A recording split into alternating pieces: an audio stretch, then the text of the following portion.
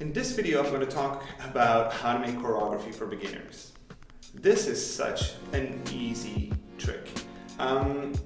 If you're not used to teach to beginners, or if you're just beginning as a teacher and you've been dancing for a while and you have a high advanced level, it's very, very difficult to make a choreography that basic beginners can understand. What I would do, and if that's possible, is I would take I would just make a normal routine, like go full out, everything that I can do in there. And I would sometimes just cut off the legs and just do the arms, or cut off the arms, just do the legs, for example.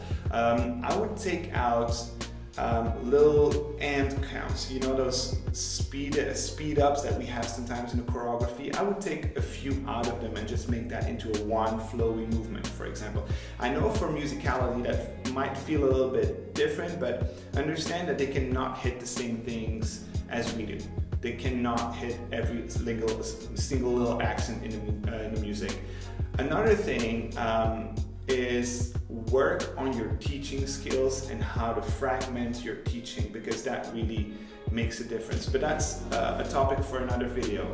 But if you want to break down your choreography to make it very easy for beginners, make sure that there are no turns or very easy little turns in there, that you're not switching your body weight from one leg to another too often. Okay, you can do it, but don't do it too often or too quickly, and just cut off these little end counts and all these speed ups that we have in the choreography, and that will do a lot.